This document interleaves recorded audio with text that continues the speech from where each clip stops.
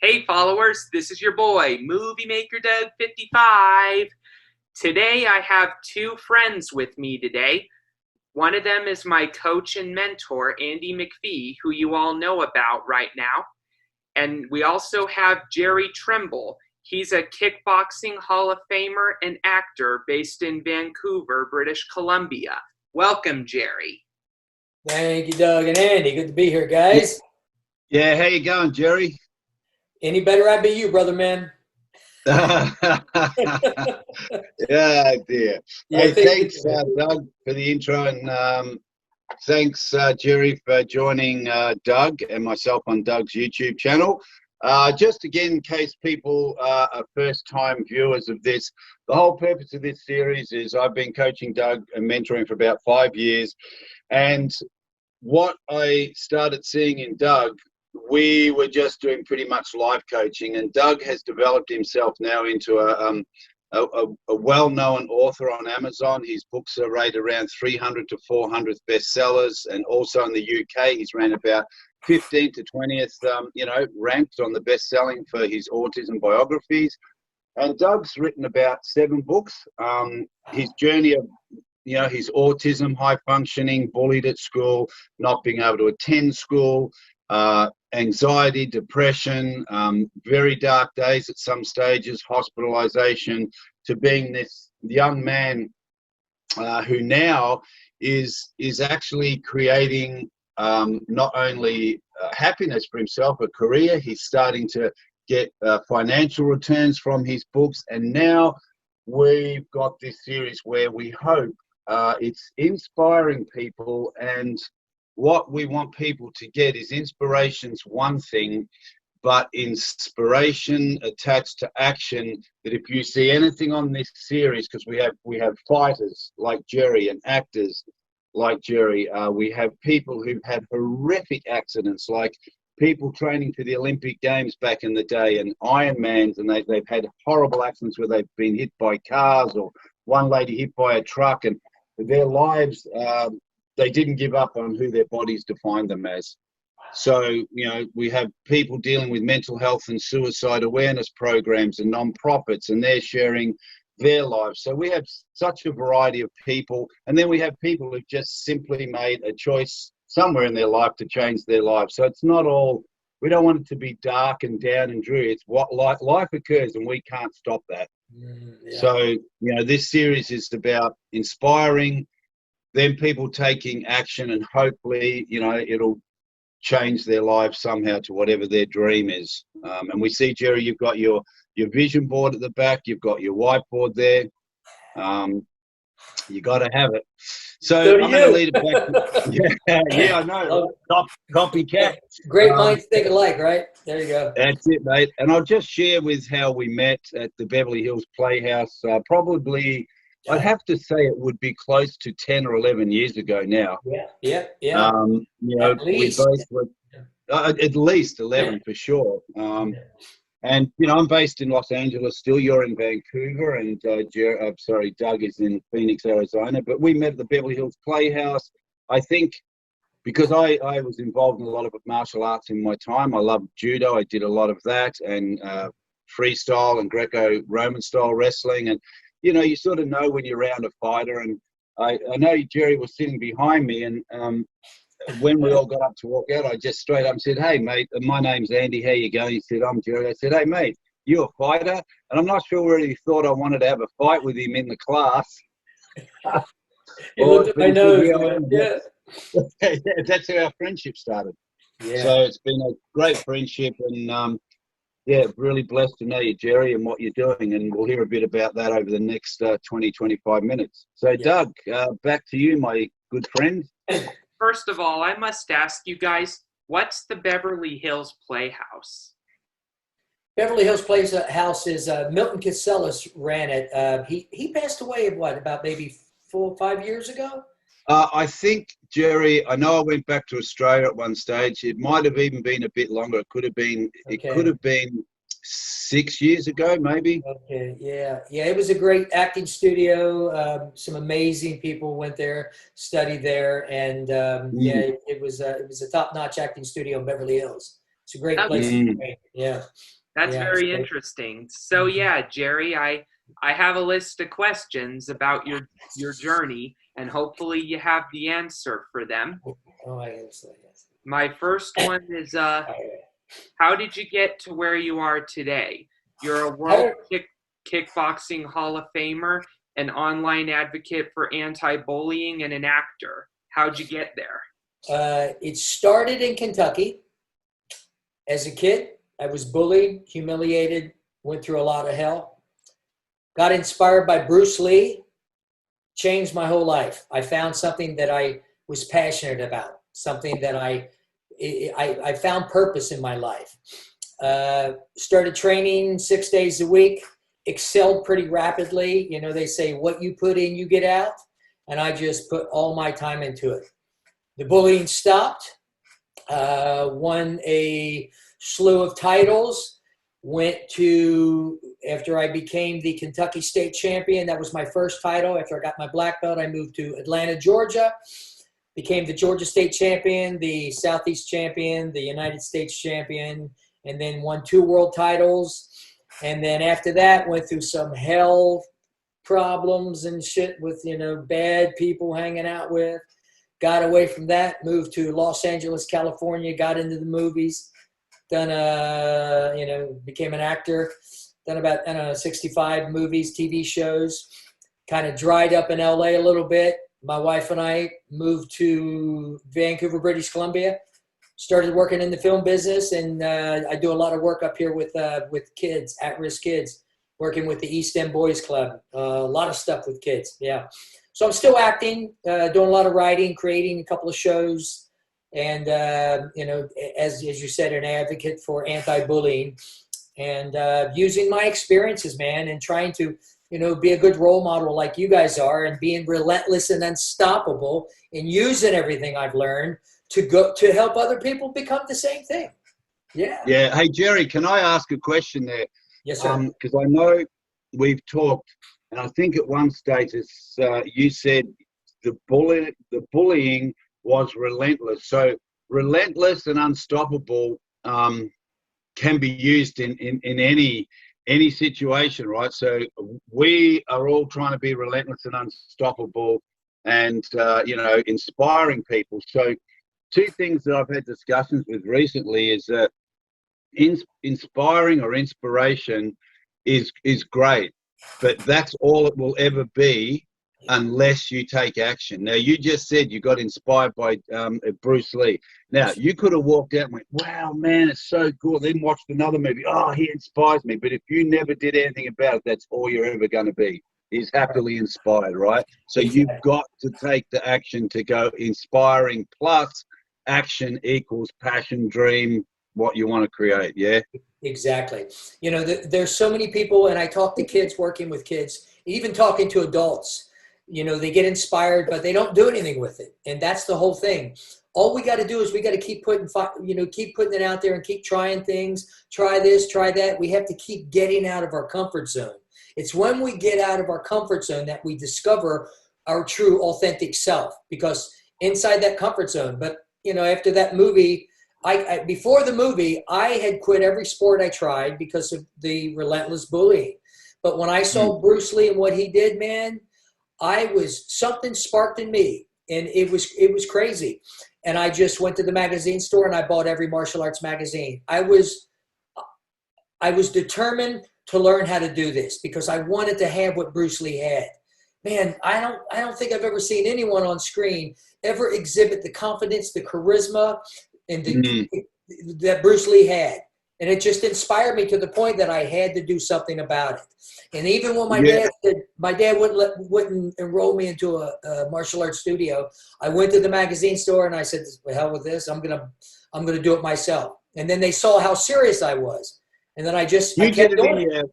You did it in your bedroom upstairs, didn't you? You trained. Yeah, man. We were on the 3rd floor in the attic, and I just put magazine pictures and articles all over the floor. And I was up there, I was 13 years old, going, okay, had no idea what I was doing, but I just kept doing it. And I guess my mom kept hearing the roof shake, going, "What the hell are you doing out there, son?" I'm like, "Nothing, Mom, just doing some karate." So you know what? Just something there that relates to acting, or any sort of career that you want to chase. The thing that you did is you went and learned and read and listened to everything. Back in the day, you wouldn't have had podcasts, but even nowadays, if you want to do something, whatever it is, the more you read about it, the more you learn about it, the more you surround yourself with the people who are doing it. Not necessarily, copy them, but you can model yourself on those people. And listening to podcasts and then taking action.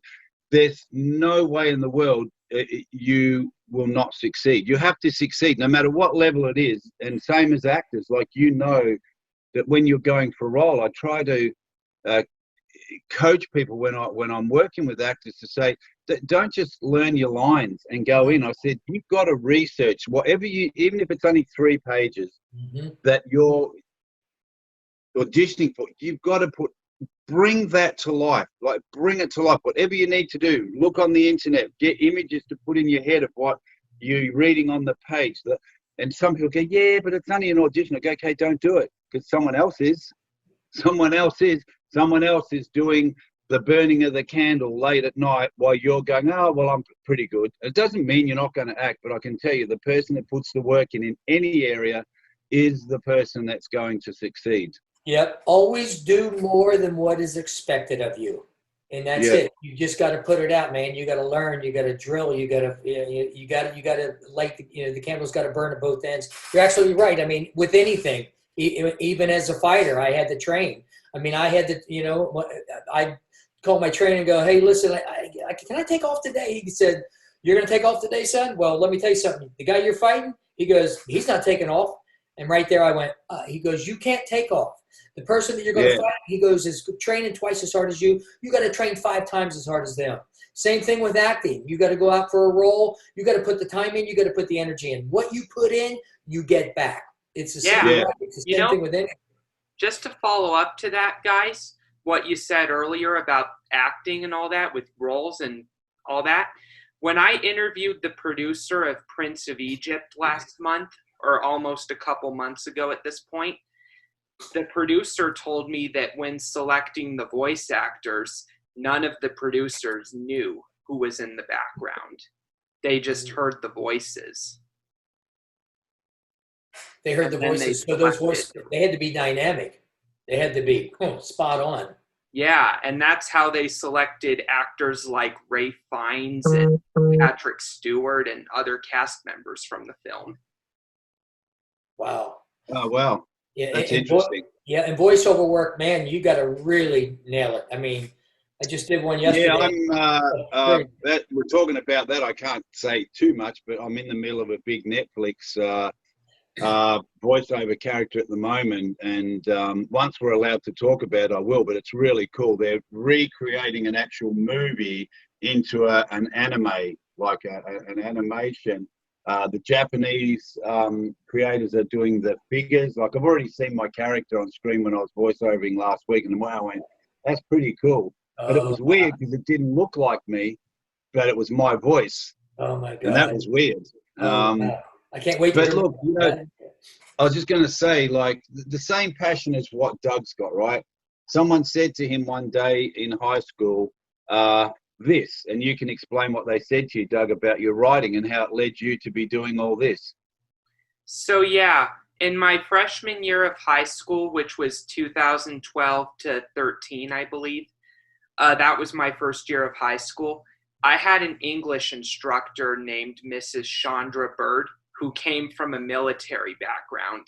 At first, I was worried that she was going to treat me like a drill instructor, but she was very friendly. And what happened was she came up to me saying, at one point in September, saying to me, Doug, I heard from your parents that you like to write. I have connections to Amazon's publishing process. How about I help you write and publish a book as a learning experience for my English class? And I was like, oh my gosh, I've wanted to do this for years, and now the opportunity came through.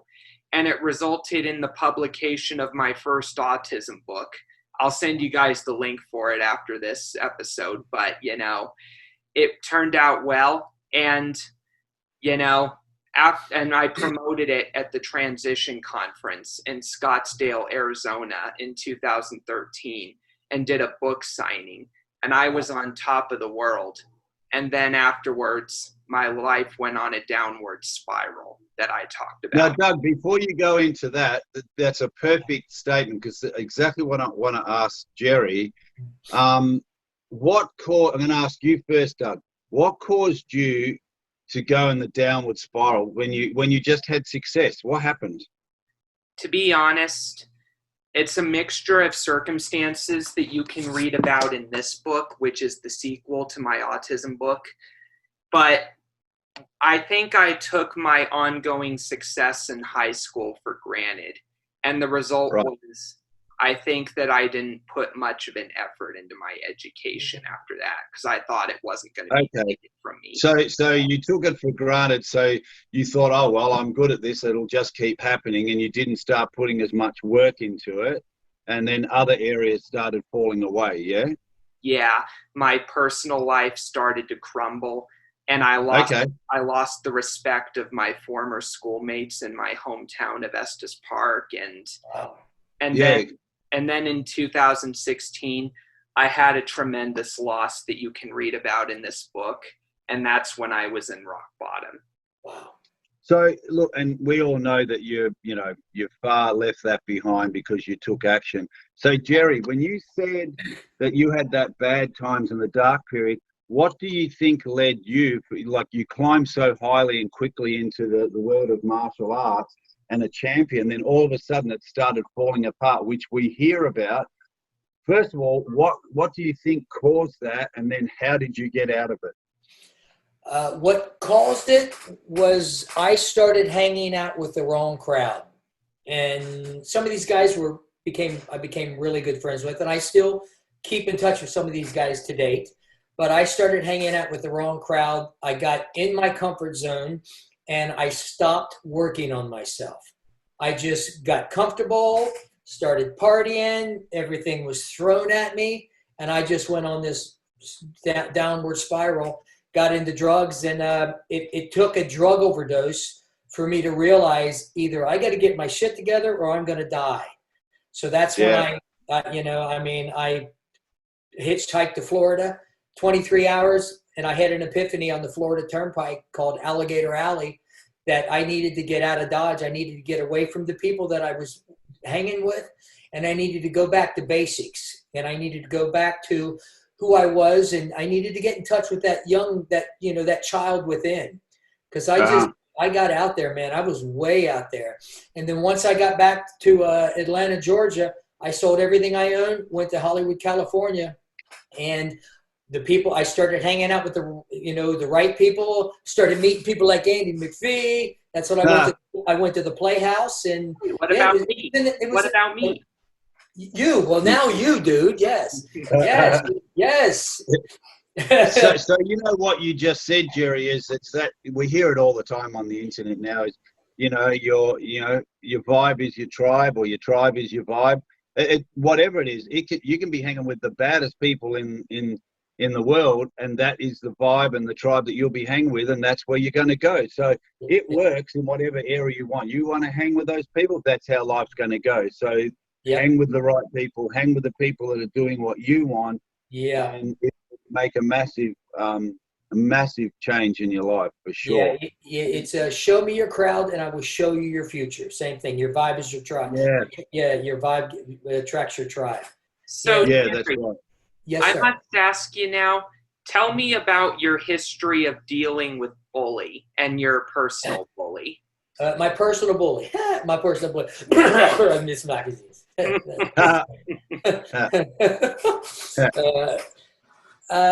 Once I got into the martial arts, I was a blue belt. I started competing in tournaments. I was losing. There was still something just not really right with me, connected, where the confidence wasn't there. And then one day after gym class in the locker room, getting into my locker, getting ready to leave, my bully comes up to me, and he comes right to me, shoves me into the locker, says, "Trimble, He said, you're a pussy. He goes, you know what? He goes, you think you know karate? You don't know shit. He goes, come on, man, let's see what you got. And I'm like, looking around and everybody's standing there, and I'm thinking, no, God, no. And I've never used the martial arts. You know, I didn't know what to do, man. I'm thinking, no, not now. And then I tried to walk around him. He pushes me again. He goes, come on, man. He goes, come on, let's see what you got. Then he leans in and he goes, let's see what you got, pizza face. Pushes me again. And after that, I just let go. I let go. And what I remember after that is everybody's head is broken apart. And after that, I was never bullied again. I walked down the halls, walked through to the halls of the school I went to, Newport High School, Newport, Kentucky. Everybody looked at me different. I stood up to my biggest fear. My biggest fear was this bully. He humiliated me all the time. Even in the sports that we played, he happened to be on the team. It was like I joined this team because he was the jock. He was on that team. I'm like, you got to be kidding me. I quit that sport. I quit that, and I go to the next sport. Oh, he was on that team. And I'm like, so he was in every sport. And the next you know, man, I faced my biggest fear. And that's when everything changes. You face your fears, and they disappear. But you got to do it. And I did it, and everything changed. And to this date, I was never bullied again. Was that in high school or elementary school? That was in high school. So just curious. Yep. What has your bully moved on to since? Yeah, you know what? It's funny because when we were in Kentucky about 2 years ago, we were at a restaurant, and he was there. And a buddy of mine comes up and he says, my brother-in-law actually goes, hey, man, guess who's here? And I'm like, who? He goes, McPhee. And I went, really? And I hadn't seen the guy in like years. And he goes, yeah, man, he's like right over there. And I went, oh. So I go over and I'm like, hey, how you doing, man? And we sit down. I sit down with him. We had a conversation, and it was weird. I got emotional. I said, you know what, man? For whatever it's worth, I said, he goes, man, I'm sorry, man. I'm just sorry. And I said, I forgive you, brother. And I gave him a hug, and I forgave him, and then let it go. And it felt really good, It felt really good. I mean, I've had a lot of bullies and shit, and there's, that felt really good to just, say, hey, man, I forgive you. I use our story when I talk to kids. So, hey, for what it's worth, man, you kind of helped me, I guess. I don't know. I looked at the good side of it. Yeah. And look, the thing too, Jerry, is with that is that you not only faced your fear, whether it was years and years later, that guy there realizes what he did, and he apologized. Yeah. So somewhere in his life, hopefully, he's going to be able to mentor or support someone who's being bullied, because he can say, look, I was the bully. Or he might be even able to, help kids who are bullying, or he might see someone he knows who's picking on some, go, hey, dude, this is not the right way to go. So that meeting you had in the restaurant was probably more powerful than the fact when you had to deal with him in the locker room. I think so. Yeah. That sort of reminds me of a story I have from high school. When I was in high school, I had an instructor named Mr. Blue Woon, Yeah, and he was Jamaican. And the thing is, he was a nice guy for the most part, but he was very annoying. Like, he was my geometry instructor, and like, if he asked you a question and if you gave an answer that was incorrect, this is how he said it. He was like, no. And he did it for an extended period of time. And I had a funny memory that I actually wrote about in this book, and you're going to have to read it to understand. But after high school was over, he was kind of glad to be rid of me because I was sort of annoying as well. But earlier this year, when I had my personal financial course at University of the People, I realized that he was one of my 3 instructors for the course. And the moment I realized it, I messaged him and said, well, Mr. well, we meet again. And he messaged me and said, indeed, with a sarcastic smile. Yeah. Oh my God. That's well, yeah. But life's too short. You can't hide. Like, and obviously, this series is about great people like yourself, Jerry, and people sharing stories. The reason that I'm coaching and mentoring people is because I created so much, which is far too long. That's a whole series on its own. The mayhem that I created from a young kid to probably only 6-7 years ago, breaking up relationships because I wasn't dealing with my anger and verbally and not dealing with authority. As a young young man, I hated cops pulling me over. I hated cops, and then I always wanted to be in a bike club or a bike gang, and as a young kid, and then I ended up spending 30 years hanging around with an outlaw club and not riding. I wasn't a patch member, but I really didn't know who I was. I was trying to find myself, and I'm glad I went through all that because it led me to here. But it's funny, one of my children said to me only just yesterday, he goes, look, and it was the best message ever. It's sort of what you just went through then. He just said, look, we forgive you. He said, we really love you. And because they live in Australia, he said, we get that you were dealing with a lot of pain from a child and you just didn't know how to deal with it. And he said one thing, he goes, the only thing is we just didn't know who you were. And I went, huh, how funny is that? I said, that explained to, because I had no idea who I was. Mm-hmm. Even though I was successful acting, I was successful in my jobs, what I had, I was restless and I was always looking for something else, Yep. And sometimes it takes that hard journey and a bit of heartbreak and pain that you cause people to get somewhere, which doesn't mean that's good, but hey, that's the way life occurs to a lot of us sometimes, Life is a teacher, man. Life is a teacher, Life yeah, and it's funny, a lot of the roles that I've played in movies are pretty much a reflection of what I went through, like, Sons of Anarchy. Wow. Lived that sort of for 30 years, and I don't mean to say that like I was, doing anything wrong. It's just that's the lifestyle I've had, and then I've done other movies where it's about father recreating his life with his son. I've done movies like that. I've done so many that are just very close to home. So, do you find, Jerry, that like Doug writes, it's a way of expressing yourself to get things out? That acting, and you've had some great nominations too for your acting when you were acting action actor, like in Charlie's Angels, you got nominated for some pretty big awards. But it's a way of expressing yourself. Even martial arts really is a way of expressing in a lot of ways, isn't it? Battling fears and there's so many different ways to express. I mean, the writing, I write, so that's a great way to express everything.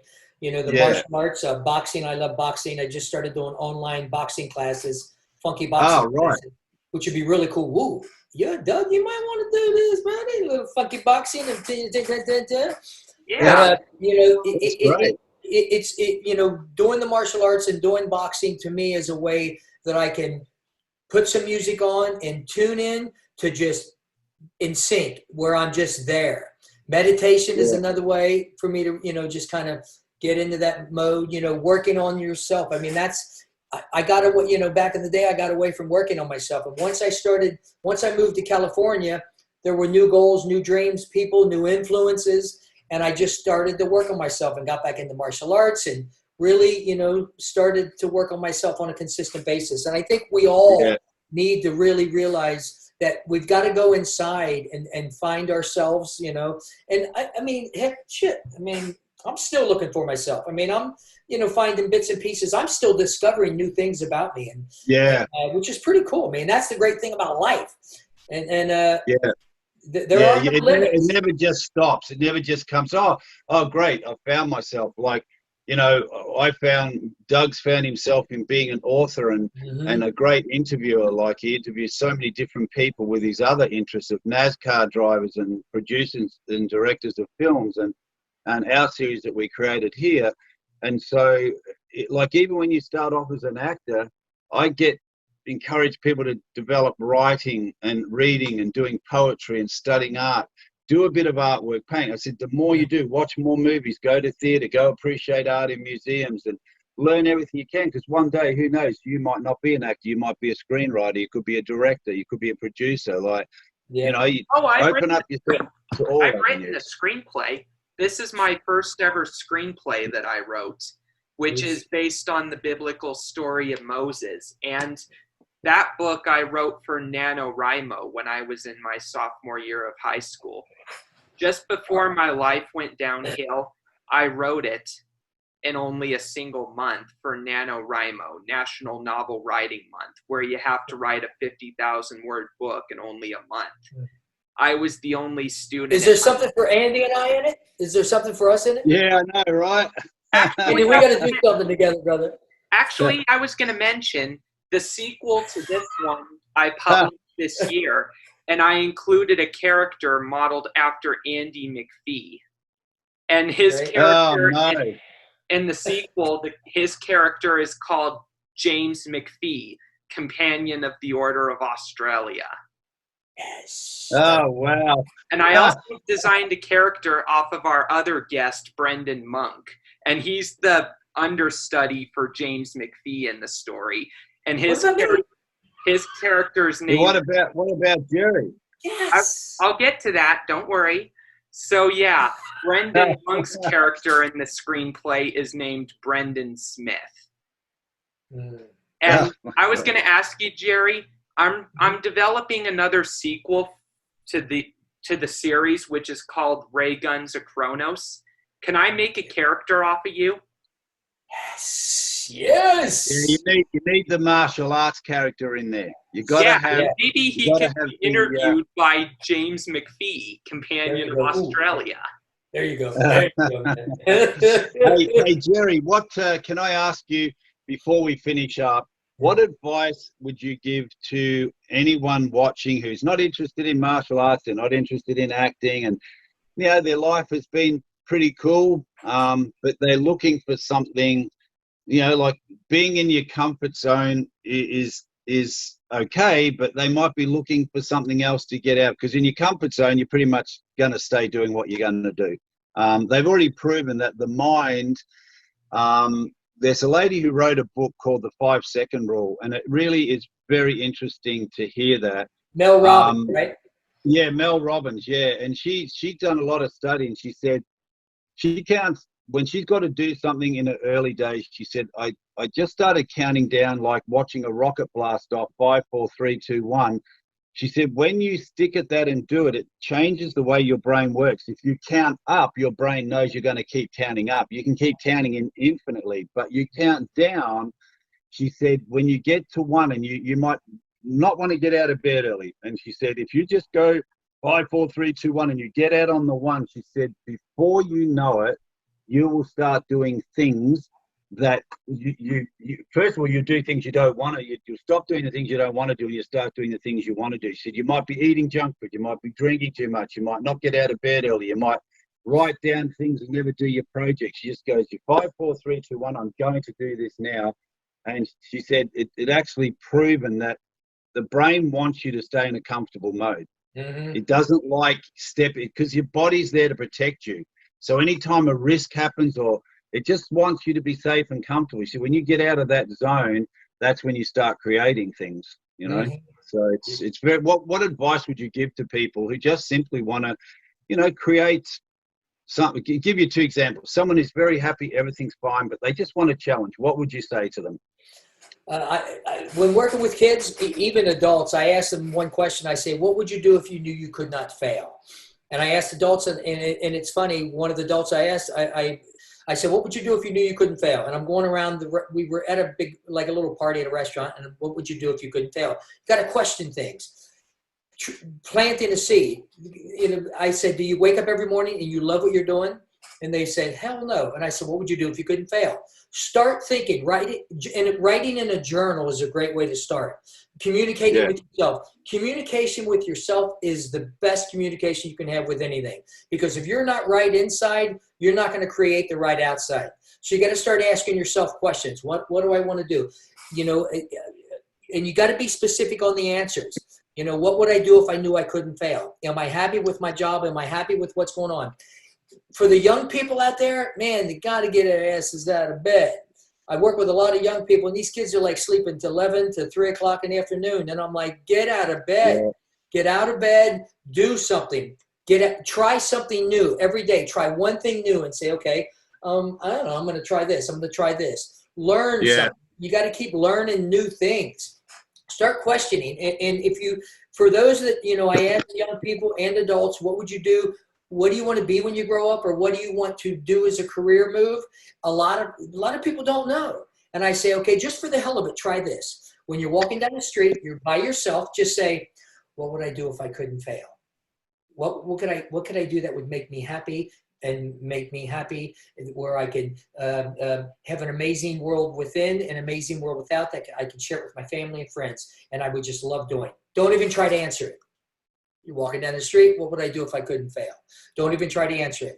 You know, there's a quote in the Bible, ask and you shall receive, seek and you shall find, knock and the door will be open. Ask, put it out there. Start entertaining the idea, what could I do? You know, for those adults that have jobs that they hate, nobody should go through life doing a job that they hate. You know, and you know, it's funny because one time I was going around and asking people, what do you do? They're like, I work at a restaurant. And I'm like, do you enjoy it? They say, hell no. What would you do if you couldn't fail? And they're like, I don't know.